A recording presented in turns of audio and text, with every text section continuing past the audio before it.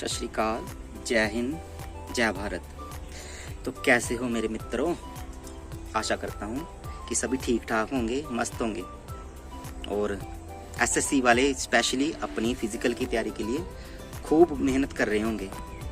तो आज की वीडियो, जैसे कि आपने थंबनेल में पढ़ा है कि फौज का आदमी 10 साल में कैसे अपने आप को इतने एबल कर ले कि उसके पास कम से कम 90 से 1 करोड़ रुपया डिपॉजिट हो जाए।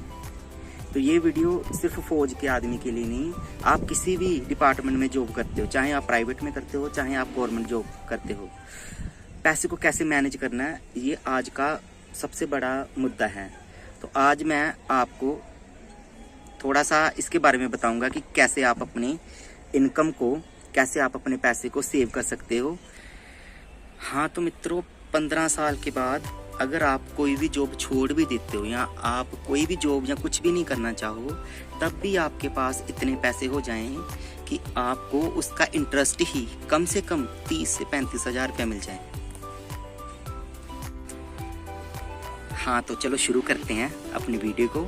हाँ, वीडियो शुरू करने से पहले प्लीज़ इस वीडियो को पूरा देखना, इसको लाइक करना, शेयर करना, ताकि आप और आपके जैसे जितने भी मेरे मित्र या जितने भी लोग हैं, चाहे वो गवर्नमेंट जॉब करते हैं, मिलिट्री में हो, चाहे प्राइवेट सेक्टर में हो, वो उनको इन्वेस्टमेंट करने की या उनको अर्निंग करने की या उनको सेविंग करने की आदत पड़े।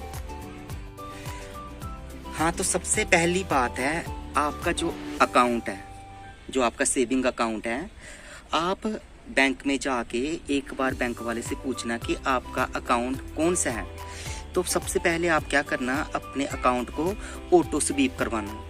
ऑटो स्वीप का क्या मतलब होता है, आप अगर अपने अकाउंट को ऑटो स्वीप ना करवाओगे, नॉर्मल अपना अकाउंट रखोगे, तो आपको पूरे साल में 2% इंटरेस्ट मिलता है साल का, सिंपल अकाउंट में।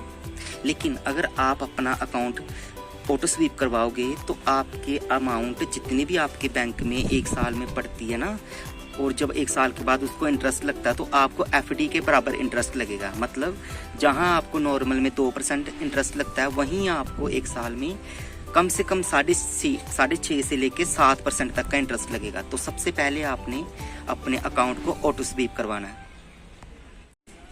हाँ तो मित्रों, दूसरा काम है पीपीएफ फंड को खुलवाना। जितने भी एसएससी में अभी 2000 की वैकेंसी में जो भी बंदे भर्ती होंगे, जहाँ कोई भी बंदा कोई भी डिपार्टमेंट में काम कर रहा है, उसको पीपीएफ अकाउंट खुलवाना चाहिए। पीपीएफ अकाउंट क्या होता है? पीपीएफ अकाउंट होता है पब्लिक प्रोविडेंट फंड। इसमें क्या होता है, इसमें कम से कम 500 रुपया और मैक्सिमम 1.5 लाख रुपया हम इसमें एक साल में जमा करवा सकते हैं। तो इसमें ये नहीं है कि कोई किस्त बन जाती है कि आपको इतने पैसे जमा करवाने पड़ेंगे, नहीं। आप एक साल में चाहे लास्ट में पूरा पैसा जमा करवा दो, चाहे किस्तों के हिसाब से जमा करवा दो। तो कहने का मतलब ये है कि अगर आप पीपीएफ अकाउंट खुलवाओगे तो उसमें मैक्सिमम 1.5 लाख रुपया बंदा जमा करवा सकता है, और वो 15 साल के लिए होता है। अगर आपने 15 साल के लिए 1.5 लाख रुपया, मतलब एक महीने का कम से कम 12,000 साढ़े 12,000 के लमसम पड़ता है। लेकिन जरूरी नहीं है, मैं बोल रहा हूँ कि आप उसकी 1,000 रुपया किस्त भी करवा लो। तो साल में अगर आप 1,000 रुपये किस्त करवाओगे तो 12,000 रुपये बनेगा साल में। उसके अलावा जितने भी आपके पास पैसे आते हैं, आप उसको उसमें डाल सकते हो। तो खास करके जो मेरे भाई जो फोर्स में है या फिर जो भर्ती होने वाले हैं, अगर वो 15 साल के लिए 1.5 लाख रुपया अपने पीपीएफ अकाउंट में जमा करवाते हैं, तो 15 साल के बाद कम से कम उनके पास 50 लाख के करीब अमाउंट आ जाएगी। और उनको जमा कितना करवाना पड़ेगा? 20 या 21 लाख रुपए वो जमा करवाएंगे। तो आप सोचो, आप सारे पढ़े लिखे हो, अगर आपके पास 50 लाख रुपया पीपीएफ अकाउंट से 15 साल के बाद आपको मिलता है, तो उस पर अगर आपको 6% इंटरेस्ट भी मिला ना, तो आप कुछ भी नहीं करोगे तो हर महीने कम से कम आपको 30 से 35 हज़ार रुपया तो पीपीएफ अकाउंट में आपका पड़ा पैसा ही दे देगा। तो दूसरा काम जो कि सबसे इम्पोर्टेंट है, पीपीएफ अकाउंट जरूर खुलवाना जो भी बंदे फोर्स में हैं या जो बंदे भी भर्ती होंगे। तीसरी बात कहने से पहले, अगर आपको पीपीएफ अकाउंट 7.5% या 7.20% इंटरेस्ट देता है साल का, तो तीसरे नंबर पे मैं जिसकी बात करने वाला हूँ वो है म्यूचुअल फंड।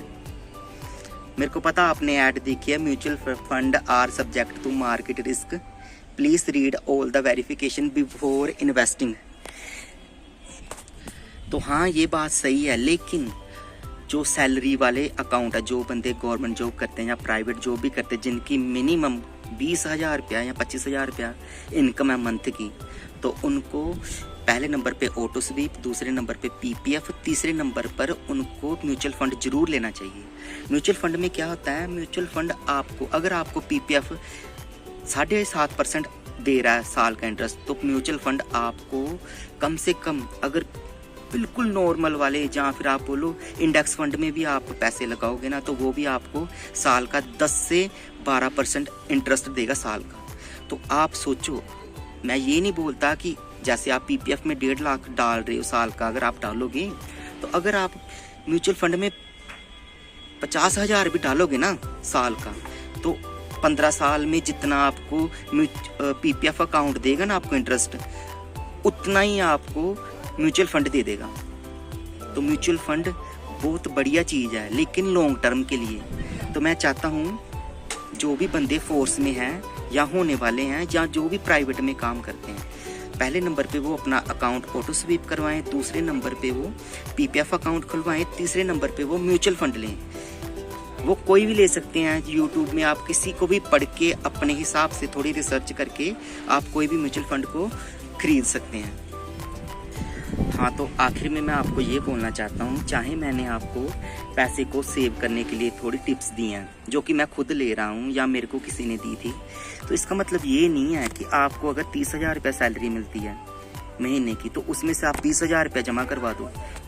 नहीं, उसमें से 50% आप खुद के लिए रखो, 50% को आप सेव करो, ठीक है ना। अगर 30,000 मिल रहा है तो उसमें से आप 15,000 रुपये को अलग अलग जो मैंने बताया उसमें जमा करवा सकते हो, प्लस 15,000 में आप 5,000 कर दो, 10,000 रुपया अपने लिए भी रखो। इंजॉय भी करना लाइफ को, क्योंकि टाइम जो एक बार जाता है वो वापिस नहीं आएगा। तो आखिर में मैं वीडियो खत्म करने से पहले आपको एक बात बताता हूँ। कहते हैं ना कि अमीर कौन है, अमीर वो नहीं होता जिसके पास आईफोन है, या जिसके पास गाड़ी है, या जिसके पास घर है। अमीर वो है जिसके अकाउंट में पैसे पड़े हुए हैं, जिसने बढ़िया तरीके से सेविंग की है। आईफोन जिसने लिया, क्या पता उसने किस्तों में लिया हो, जिसने गाड़ी ली, क्या पता उसने किस्तों में ली हो, ठीक है ना। तो दिखावे की लाइफ नहीं जीनी। जब आप नौकरी लगो तो कम से कम 3 या 4 साल अपने आप को इतना एबल कर लो इन्वेस्टमेंट करके या सेविंग करके, कि 5वें साल अगर आप कुछ भी ना करो तो कम से कम आपको बैंक ही या म्यूचुअल फंड ही आपको साल का 50 से 60,000 रुपया इनकम दे दें।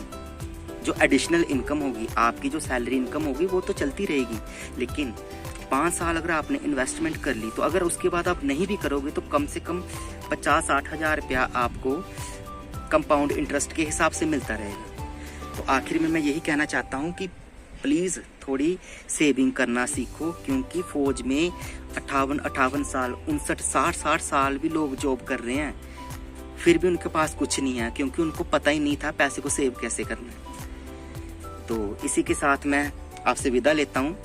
टिल देन खुश रहो, आबाद रहो, जिंदाबाद रहो। सत श्री अकाल, जय हिंद।